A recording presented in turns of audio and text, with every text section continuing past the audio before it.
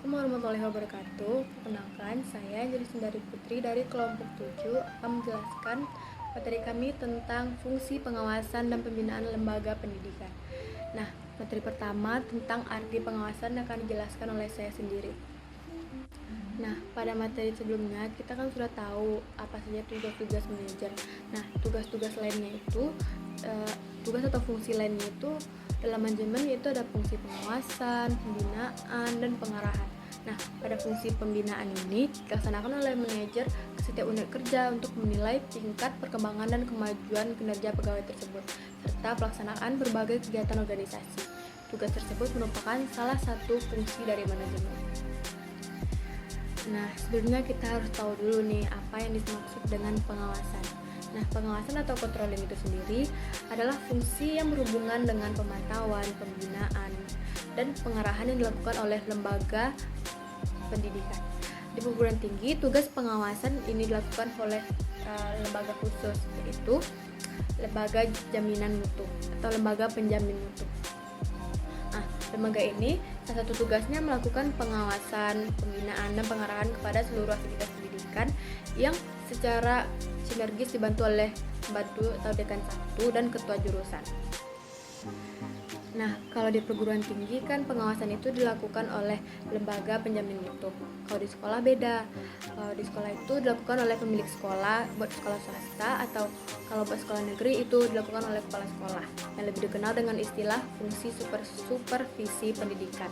Oleh karena itu, pengawasan itu bisa dimaknakan sebagai pembinaan. Nah, dalam organisasi, pimpinan organisasi ini bertugas memberikan bimbingan penyuluhan guna kemajuan organisasi. Oleh karena itu, yang bertugas menjadi manajer atau direktur harus bersikap lapang dada. Tugas menjadi manajer itu juga harus bijaksana dan menerima berbagai saran dari karyawannya.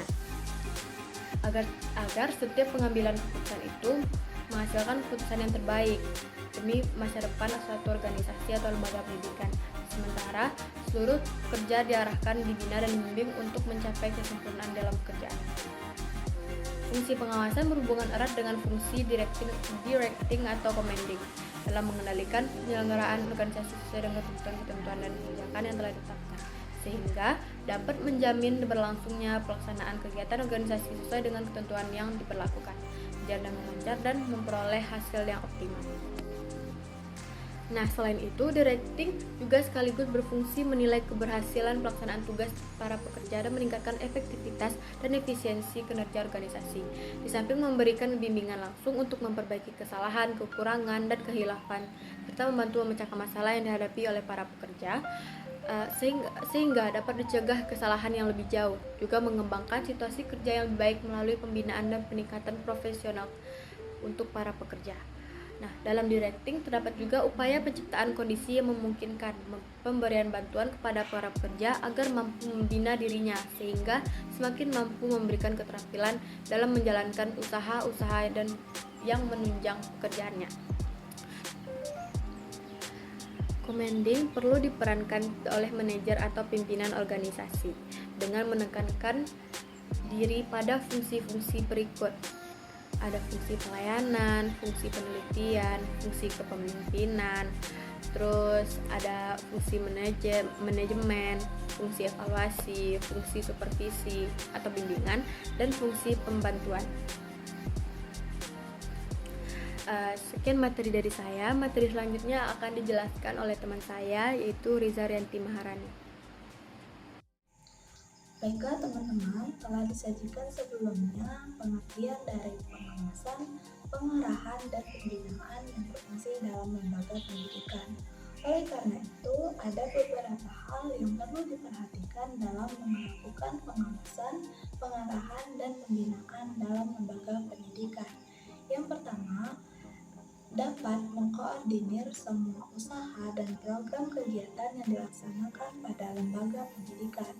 Yang kedua, dapat melengkapi struktur kepemimpinan organisasi dalam pendidikan. Yang ketiga, dapat memperluas pengalaman seorang pemimpin organisasi pendidikan. Yang keempat, menstimulir usaha yang kreatif dalam pendidikan. Yang kelima, memberikan fasilitas dan penilaian secara rutin disiplin kepada kinerja pelaksanaan program pendidikan. Yang keenam, dapat menganalisis situasi internal maupun eksternal dalam organisasi lembaga pendidikan. Yang ketujuh, dapat memberikan ilmu atau skill pada setiap pelaksanaan program pendidikan yang telah dilakukan. Dan yang terakhir, dapat membantu meningkatkan kemampuan kinerja para pelaksana program dari lembaga pendidikan. Perlu diperhatikan dalam pelaksanaan pengawasan, pengarahan, dan pembinaan pada lembaga kependidikan memerlukan berbagai bidang. Antara lain ada bidang kepemimpinan, di mana seorang pemimpin mesti dapat menyusun ataupun merancang kebijakan serta membangkitkan dan memupuk rasa semangat para karyawannya dalam suatu pelaksanaan program kerja lembaga pendidikan. Nah, yang kedua, pada bidang humas. Bidang humas ini berguna untuk memotivasi agar kekurangan dan kelemahan kegiatan pada masa lalu sebagai pelajaran bagi masa yang akan datang dan belajar dari kegagalan untuk memperoleh keberhasilan.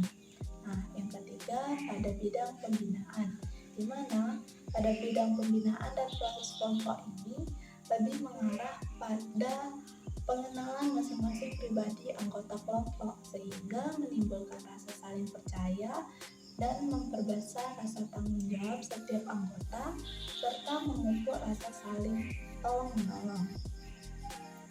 Nah, yang keempat ada bidang administrasi personal, di mana bidang ini memiliki syarat dan kecakapan yang diperlukan untuk suatu pekerjaan yang mana akan menghasilkan susunan kerja yang menyenangkan. Nah, dan yang terakhir ada bidang evaluasi, di mana bidang ini berfungsi untuk memahami tujuan organisasi secara khusus dan terperinci. Nah, dapat disimpulkan bahwasannya pengawasan dilakukan untuk meningkatkan disiplin kerja seluruh pelaku pendidik, bahkan untuk semua anggota organisasi dalam lembaga kependidikan. Oleh karena itu, disiplin kerja ini berhubungan dengan peraturan yang ditetapkan untuk seluruh pelaku pendidikan. Nah, apa sih itu disiplin kerja? Disiplin kerja ini, teman-teman, berhubungan dengan peraturan-peraturan yang diterapkan untuk seluruh pelaku pendidikan. Disiplin pimpinan merupakan tauladan bagi seluruh bawahannya. Secara eksplisit, setiap peraturan yang menetapkan prinsip-prinsip kedisiplinan kerja itu di dalamnya mencakup sanksi-sanksi yang akan diterima jika terjadi pelanggaran terhadap ketentuan-ketentuan tersebut. Nah, disiplin kerja ini adalah suatu kondisi yang tercipta dan terbentuk melalui proses dari serangkaian perilaku yang menunjukkan nilai-nilai ketaatan, kepatuhan, kesetiaan, ketentraman, keteraturan, dan ketertiban. Nah, dengan demikian, kedisiplinan kerja ini adalah ketaatan para pelaku pendidikan dan tanggung jawab yang sebaiknya merupakan cerminan dari kesadaran dan amanah dalam menjalankan tugas sebagai pengabdian kepada nilai-nilai kebenaran, baik untuk kepentingan negara, bangsa, maupun atas dasar kepentingan hidup beragama. Nah, disiplin kerja ini tercermin dalam beberapa sikap. Yang pertama, seperti sikap menghormati atasan, sikap menghargai pekerjaan, sikap patuh dan taat terhadap peraturan-peraturan yang berlaku, sikap yang bertanggung jawab terhadap tugas dan wewenang, sikap peduli terhadap masa depan diri sendiri dan orang lain, kemudian sikap kesadaran diri, nurani, dan ikhlas beramal serta menjalankan kewajiban. Nah, kedisiplinan itu dapat diartikan sebagai kepedulian yang kuat terhadap tugas dan kewajiban yang diemban sebagai amanah dari pimpinan organisasi. Disiplin ini berarti menjalankan tugas dengan tertib dan menempatkan segala bentuk pekerjaan secara proporsional. Oleh sebab itu, bekerja dengan cara yang disiplin adalah bekerja dengan cara yang adil, yakni seimbang dalam menempatkan hak dan kewajiban. Nah, disiplin ini pada dasarnya merupakan tindakan manajemen untuk mendorong agar para anggota organisasi itu dapat menghargai berbagai bentuk ketentuan dan peraturan yang berlaku.